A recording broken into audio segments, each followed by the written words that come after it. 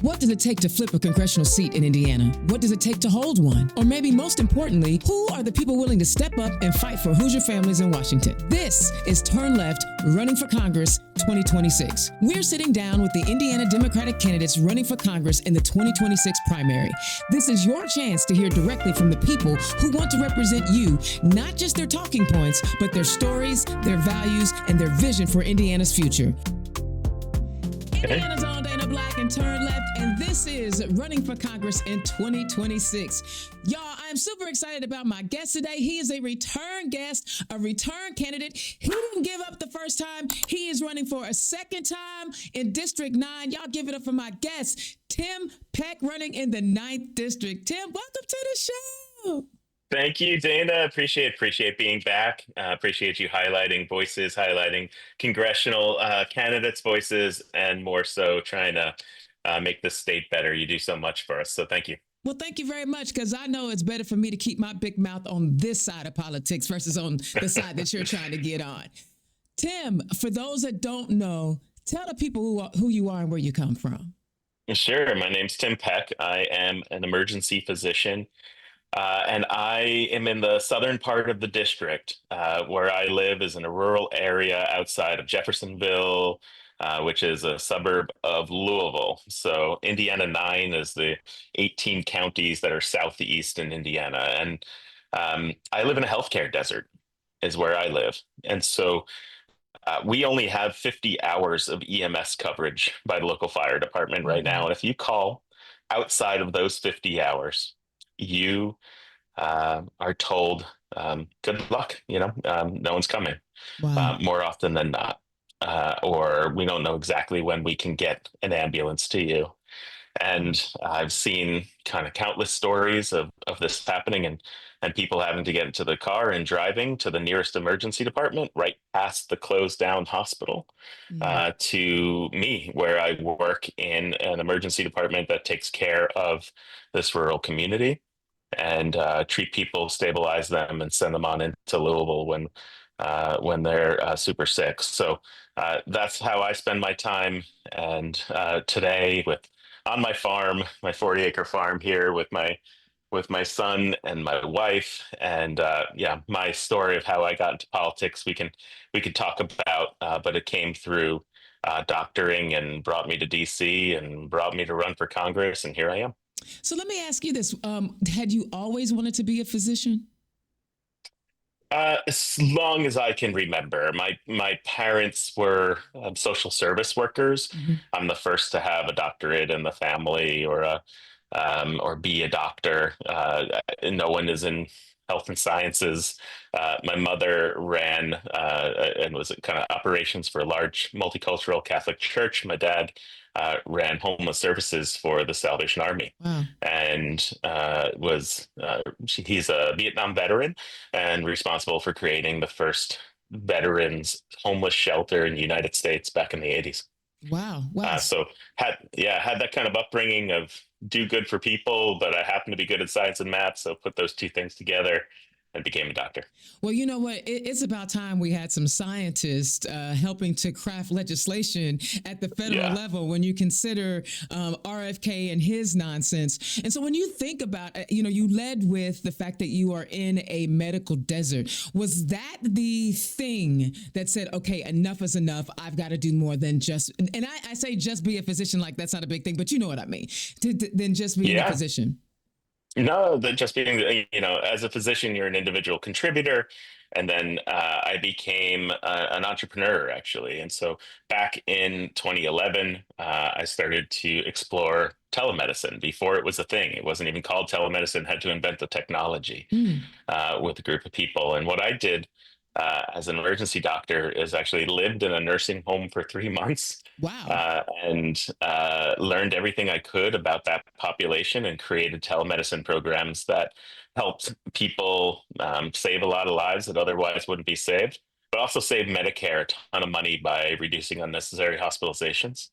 And so, raised a lot of capital to go into that, treat 5,000 patients a day, and prove to the world, to the United States, to Congress, that telemedicine was something that's valuable, which was what brought me to DC and started becoming part of a bipartisan coalition that created a number of bills to Mhm. make telemedicine a reality in the United States. And so, to answer your question, you have that individual contributor, and then I became an entrepreneur where I was helping all of these people at scale. And then this is kind of the ultimate scale of being able to change the system. So, yes, it's about access to healthcare. Hasn't always been about the access to this particular community that I live in here, although that's been a core of it. Mhm. But it's access to healthcare across the state and across the country. So when you've been in Washington and you've been lobbying, I mean, it's okay. I think lobbying is not a bad word, especially when you're doing it for the right reasons, Yeah, right? You need to be able to yeah, influence the policies that are being written, and everyone can do that at every level of citizenship. yeah. Did that time having those conversations, did you see the real holes in the policymaking? Yeah, there. I mean, you see the holes in the policy making.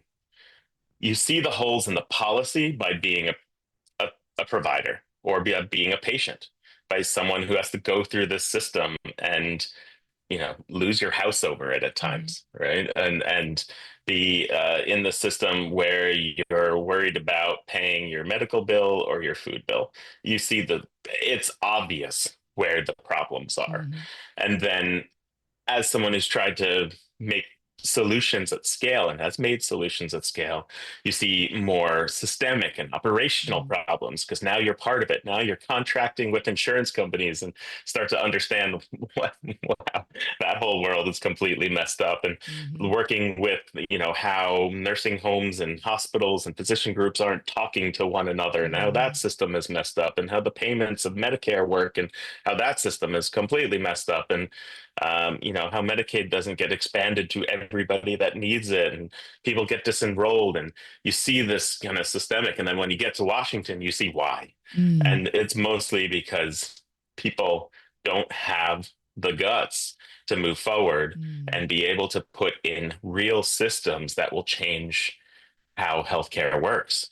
And a lot of that is the corporate interests that are in healthcare right now Mm-hmm. who come in and lobby. So no, I don't find lobbying a bad word. I find necessarily the motives behind that lobbying. And, there I was doing a lot of advocacy, writing bills, doing what's called redlining bills, and looking at them and making suggestions to be able to change, how the policy actually worked, testifying before Congress. It was more than a lobbying effort. It was a complete effort of everything I had to try to make that change.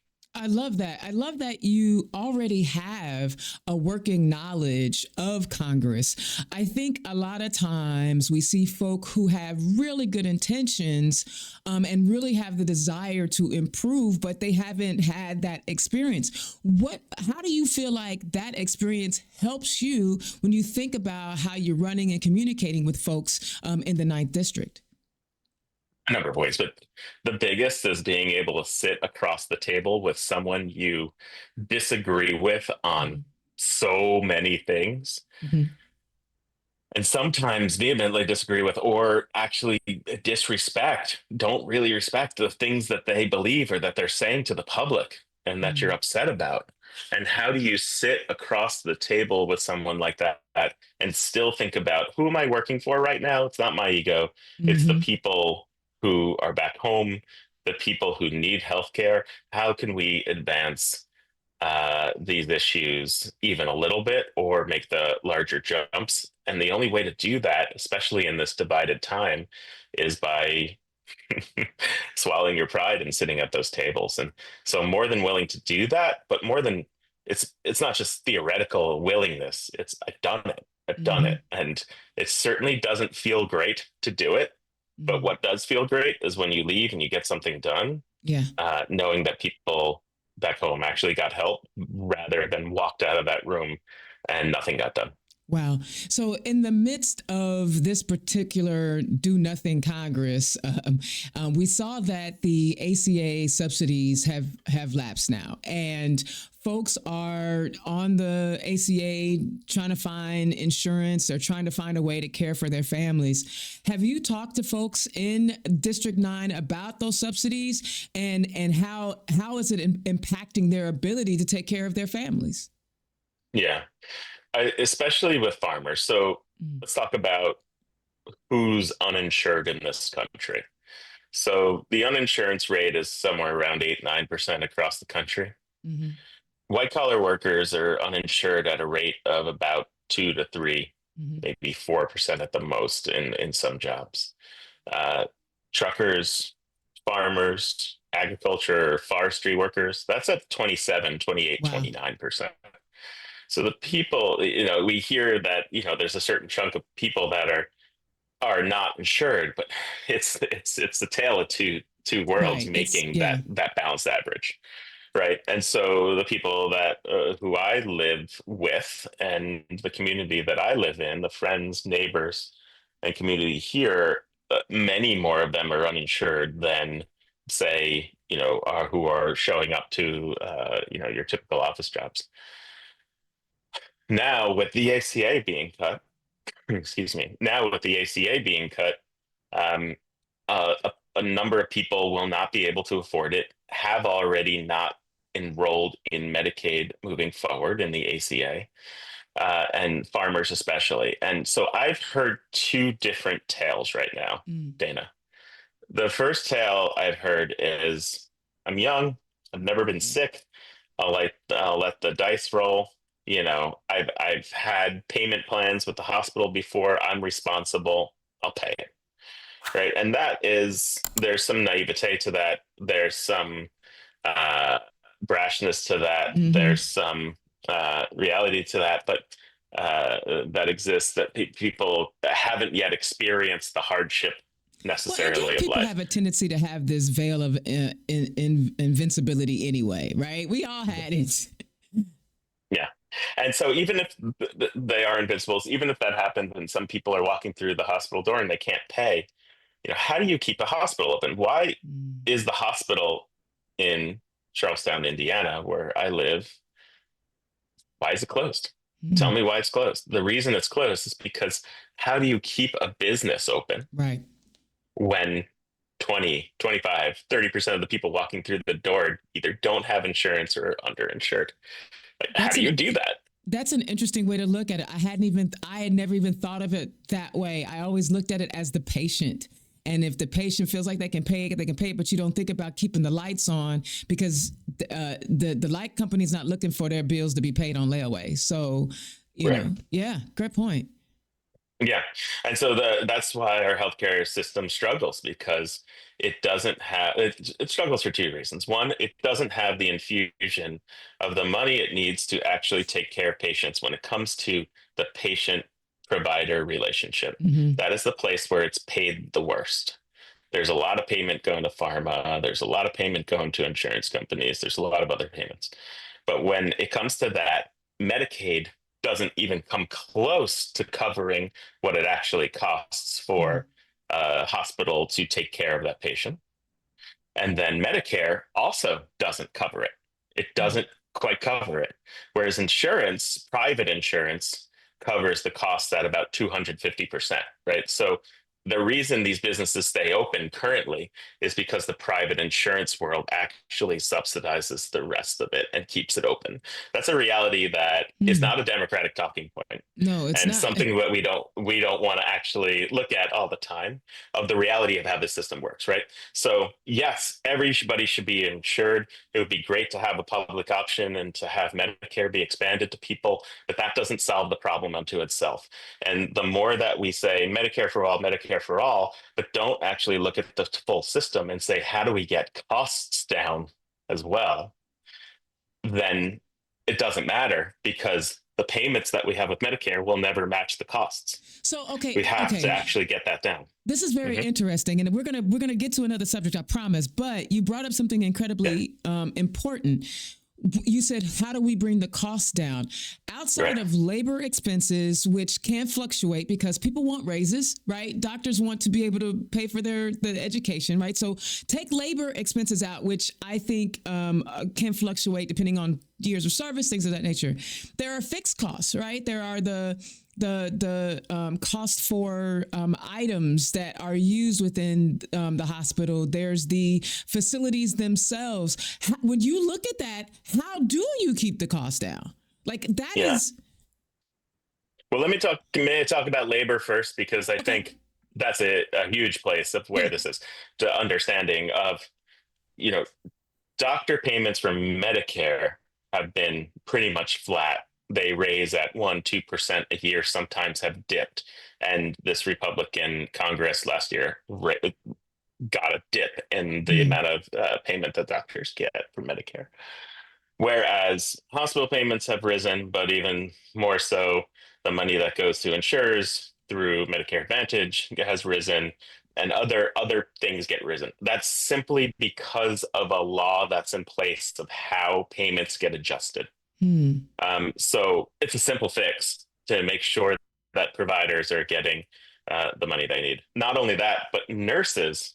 Here's a really important part, Dana, of the healthcare system that is messed up beyond belief and that we let happen. Nurses are treated as a cost, not as a value driver, not as right. revenue. Right. So I'm a doctor. I see a patient, I get paid, and the hospital gets paid because I did it. I'm a nurse. I see a patient. The hospital loses money because the nurse spent time with that patient. Huh. There's no value for it. There's no reward to hospitals or other healthcare institutions for bringing appropriate or more nursing care to the bedside. And nurses are the most valuable people to the experience of the system. And so there are easy fixes there to change that, such as, hey, I'm not going to pay you, hospital, if you don't have the nursing patient ratios that are of high quality. Right? It's just that easy. And so you can change it so that nurses are given the value, or are made to feel valuable, are valuable in the system, and are revenue producing. So Uh, that's one thing about labor, just to say. But you want to stop me there? Yeah, no.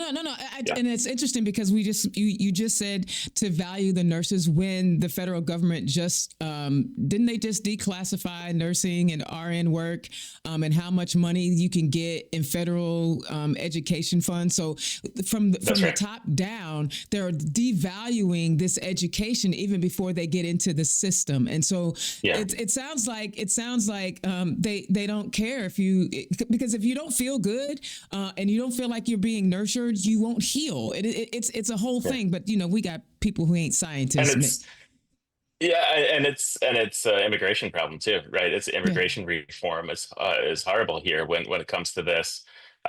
We are millions of nurses down that yeah. we need to take care, especially as people get older in this country, and more and more people turn over 65, and we already depend on countries like the Philippines and others to export great talent to our hospitals and to our system. But again, I work in that system, and I've seen people go back home and say, "This is not a This ain't it. situation I want to be part of." Mm. Even though they're here legally or through various programs through the hospital, Well, and it's let's not the talk about country that they had immigrant. signed up for. You know what, Tim? Let's talk about immigration because what we're Sure. seeing in Minneapolis, St. Paul, what we're seeing all over the country with these mass goons dragging people out in the middle of winter, butt ass naked. Talk about how you would address this blatant constitutional crisis that we find ourselves in with this federal government. How? Because the president's still going to be there if you win. How are we going to? Yeah. How are you going to go into Congress trying to fix this? The president's still there, but the president right now is not being held accountable by Congress, right? Mm-mm. Congress has completely abdicated its role. It's basically said we're not going to stand up to anything. The Senate is saying, oh, we're not going to even have great oversight on military issues. The House just continues to pump forward anything that Donald Trump wants, right? So um, that is an easy change. It's called get out there and vote and flip this Congress back to a place where there is balance and checks and accountability.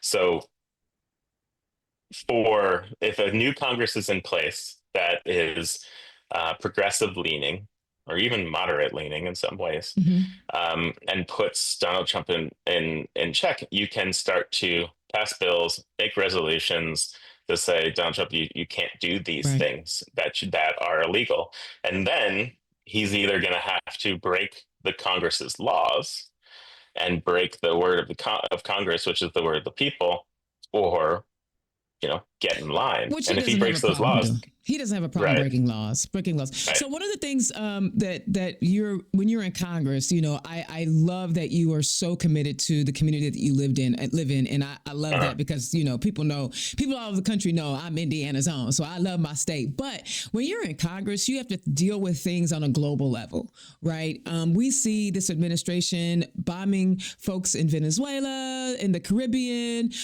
This desire to take over Greenland. We're bombing Nigeria. Talk about your view and your vision of what you think the United States' role is in the world. yeah. So it is we have a role in the world, but it is related. Still, you are responsible to your constituents, and Mm, I am seeing. Last year, when I ran for Congress, we built a foundation to be able to run for this year, right? We built up the donor base, we built up the support. There are thousands of people with my sign in their garage ready to come out, well, in a month or two here. There are, we have the network. This is my second time or third time with you on this show. So, right, so you built up a presence, and we built up Dr. Tim's show on Project Next, which is an organization that's really speaking to the people of Indiana, IN-09. So what I'm saying there is that last time I had great conversations with Republicans, but they weren't defecting. They yeah. weren't ready. This year, when it comes to when we just talked about immigration, you have someone who's saying, I voted for Donald Trump. I didn't vote for my wife's cousin to be dragged out of their apartment in Chicago into the streets, even though that they're a citizen and in their underwear by ICE. Right? I didn't vote for that. I'll vote for you. We got to get this Okay. under control. Okay. When it comes to Venezuela, I recently received a call. And by the way, Dana, I publish my phone number online and to people. It's 812-287-9079. Anyone can call me anytime.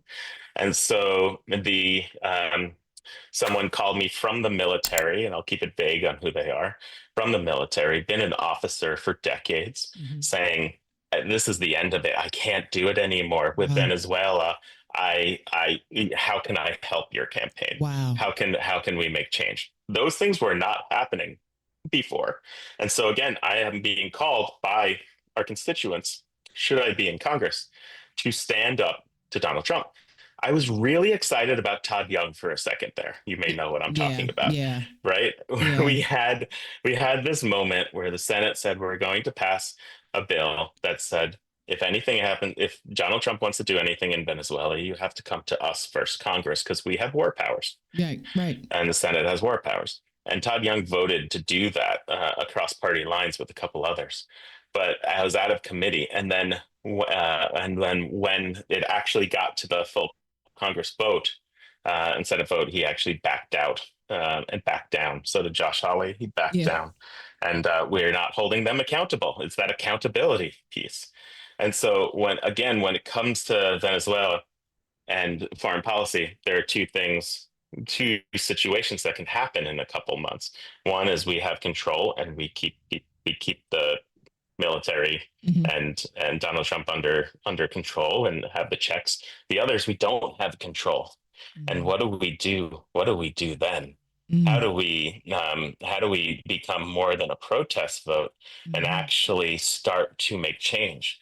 Well, we are going to need to get some of the craziness under wraps by taking people who, like, in Senate, Senator Collins, Hmm. Tom Tillis, Lisa Murkowski, some of these people, maybe Todd Young, to kind of come over to us. And the way we do that is by having people on the ground continue to protest, Yeah. continue to be seen, because we saw it work Mm-hmm, We saw mm-hmm, it work when we're mm-hmm. defeating gerrymandering, Oh right? gosh, yes. Sometimes I think some people feel like they're just not enough, and everyone is enough, especially for a whole lot of us. Yeah. It's so frustrating right now, and I know you can feel this where you're watching what's happening to innocent Americans, not even illegal immigrants or undocumented immigrants, because nobody's illegal. Undocumented, we're seeing that there's a lack of Yeah. just common decency with these clowns. But these are the same people who were pardoned for their J6 attack on our Capitol. People aren't realizing that ICE is full of those convicted people. But anyway, the other, Well, let me say, guys, yeah, there's one thing that, yeah, so my cousin's a principal in Minnesota at a high school. okay, And on the same day as the killing in mm-hmm, the streets, mm-hmm, there was a chase with ICE that wound up ending on the school grounds. And she sent videos of what was happening. And there's a picture on the front page of their NPR digital with her mm-hmm, yelling in the face of an ICE agent saying, "Get off my property! Get off our property! This is school property." And what you saw in these videos is all these kids and students and teachers coming out and blowing whistles. mm-hmm, Know if mm-hmm. you've seen this, but everybody has whistles, so they can blow these whistles to say ICE is around, and warn everybody. And it was so loud and deafeningly loud. And in the process, a janitor who got pushed down to the ground, and a teacher went over to help them, and that teacher got arrested and detained by ICE. And then another teacher got detained by ICE. They were both uh, released the next morning as they did nothing wrong and they were citizens, and ICE had no jurisdiction over them in any way. But man, it just scared the hell out of so many people, just by detaining people illegally.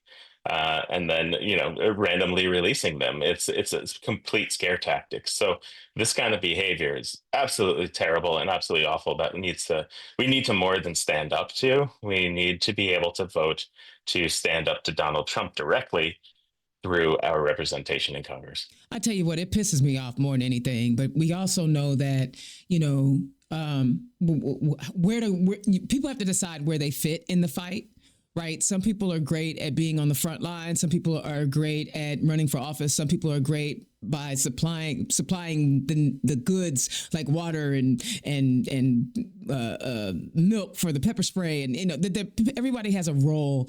And the more every time I hear a new story, my blood boils. And I'm glad I stay in the house most of the time, because I would not be helping the cause, because my anger. But anyway, enough about me. Passion. It's passion. It's passion, Dan. Because it's like, you listen to the conversations that you were having with the folks who 2 years ago when you were running didn't hear you, but like we literally told you what was going to happen if this person gets back in office, and it was like, oh, but nothing will happen to me. And how do you keep yourself from saying, "We told you so"? Right. I mean, you just put That's a joke. yourself in their shoes. No, I mean, put yourself in their shoes. They were told as well by other people who were trusted Yeah, that it wouldn't be like this, yeah. right? And so, you have two voices coming in both ears, and it's hard to process that. So I'm a very big believer that as these people defect, as these people come over, as they drift over, that we need to create a Democratic Party that will accept and embrace those people. And what happened in the past, if there's crimes, essentially the J6 people, there needs to be repercussions for that. But if people voted in the wrong way, if people were blindsided and told these stories and trusted their leaders to hear them and voted in that way, we have to have the grace in this moment to bring them into our party and into our movement, or we're just going to be isolated for the rest of time and continue to lose. I like that. I like that. Thank you for adding perspective, because again, I get in my feelings. But that speaks volumes because you know your district, right? You know the makeup of your district. I think a lot of times people get confused in that your personal political beliefs are the driving force for who you are, but that doesn't necessarily mean that's the driving force for the district that you're running in. And I hear that you have basically taken a good picture of District 9, and you understand that you have some folks that are ready to come over, and you want to embrace them. But tell me also, one of the things we have is a voter turnout problem, right? One of the things that we have is that even people who agree with us are staying home. How are you engaging those folks? Yeah. So let me tell you some really exciting two numbers that are super exciting right now. Okay. Uh, One is that we have over 900 volunteers. So Whoa. Whoa. we have knocked on, it's cold right now, so we stopped knocking, but Yeah. as of the fall, we knocked on about 5,000 doors already for this primary, right? Which is not even the time when you really start knocking, right? Started to get that. We've sent out thousands of postcards from people, from neighbors writing postcards to neighbors of other Democrats or progressive leaning people to say, hey, we got to get out.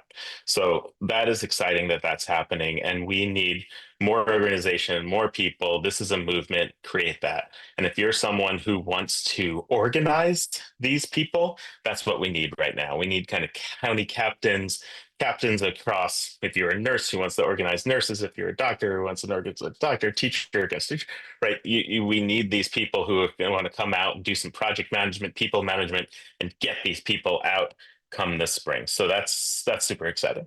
I love that. Another number is no Kings protest. So Mm-hmm. in Jeffersonville in Warder Park, which is this little park with a gazebo, the weekend before last election, Andy Bashir came across the river Mm-hmm. Mm-hmm. and did a speech. I did my speech. Jennifer McCormick came, Destiny Wells came, Judy O'Banion came and did a speech. It was amazing. It was a big boy. It was a big boy rally. Yeah. Yeah, Wendy Danchester was there, who won and is now in our house, our state house, etc. So it was awesome. There were 275 people. That was the count. Felt good. Felt nice. Felt Mm-hmm. like people are really ready to be here and to vote. This last No Kings protest, I did same exact gazebo. Andy Bashir was not there. there, I was the highest, the person in terms of On the the ballot. ranking Yeah. of Yeah. Yeah. on the ballot. There were 2,000 people that came out, Ooh. and it was well over a year from the election. Okay. Right? The difference between that, can you imagine standing up there and seeing that Yes. when you had seen what was there before? Yeah. It was so amazingly heartening, and I couldn't pound the message more. Hey, everybody, we got to vote if you want real change. So those two numbers, I think, really typify the mood of what's going on. Right? That's both a number that really represents what's going on. People are disenfranchised, they're angry, they want to move the needle in one direction. And then also all the work we did to make a real campaign and structure for people to volunteer for it, because they know if they volunteer for it, they'll actually be impacted. They'll be given something to do. There'll be organization for them. Oh So my um, goodness. it's been great. You know, one of the things I recognize right away is that I could sit down and talk to you all day.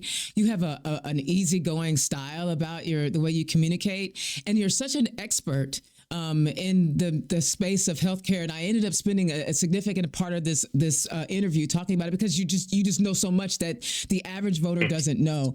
I really appreciate, you don't have to do this, right? You could just be out chilling, enjoying your family, making your money as a businessman, treating patients, but you see a value in helping the larger community and the greater country. And I really do appreciate that. So before, and because I'm trying to keep these at half an hour, so I don't, I can talk to you all day. Tell the people where they can find you. Yeah, www.timpeckforcongress.com. That's FORcongress.com. You can also check out Project Next, subscribe, like on any real platform, TikTok, even Twitch, Facebook, Instagram. We have a YouTube channel is getting pretty big. We have this project called Project Next, which is meant to kind of free Indiana from the fear and hate that we've experienced for so long, and have conversations with people who are willing to make progress through conversation. And that includes Republicans that come on there and independents that come on there. It's not a Democratic platform for the Democratic Party. It's a media company that myself and Sarah Blessing, who's running for state house a second time, made together to kind of get the word out around what a world looks like when we can actually work together. So please take a look at that as well. And then again, 812-287-9079. Text me, call me. If I don't pick up, I'll certainly get back to you. I love it. I love it. And guys, if you liked what you heard today and you want to support Tim Peck, make sure that you click on his donate link. Right? It takes money. I know y'all want to be in your little bubble world and talk about, money, blah, blah, but you can't be competitive in congressional races if you do not have any money. So please, please, please click on his donate link and donate to his campaign if you like what you heard, if his values speak to your values and his message spoke to you, because we need to send Democrats to Washington who are going to write good policies that improve lives. And this is a physician. He took an oath. He took a whole Hippocratic oath to do no harm. So if he send him to Congress, again, Dana Black stays neutral in the primaries. But listen, if you believe in what Tim is talking about, please continue to support his campaign.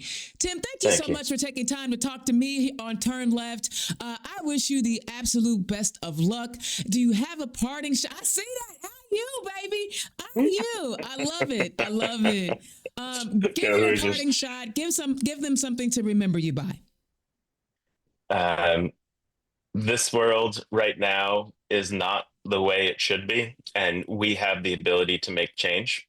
What I started is obvious, right? It's not working the way it should be, and we need to elect people who are willing to do the work. And the work means working across the aisle, even when you don't want to make progress while still espousing our progressive values and trying to make the world look like we want it to look like.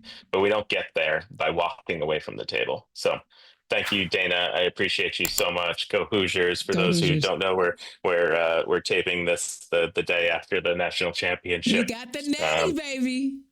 Everybody's a little tired today because they were up too late. But yeah, thank you for the opportunity. It's going to be a great primary season. I'm really excited that a lot of people are running.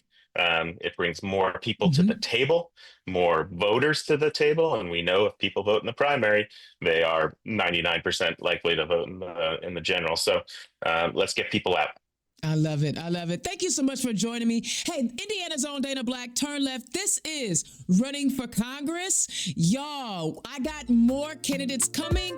I promise you they're already booked. We want to make sure that we're bringing you these candidates so that you can hear from them. I know I can't get everybody on the live show, but I'm going to bring them on these half an hour shows so that you guys can hear from these candidates. All right.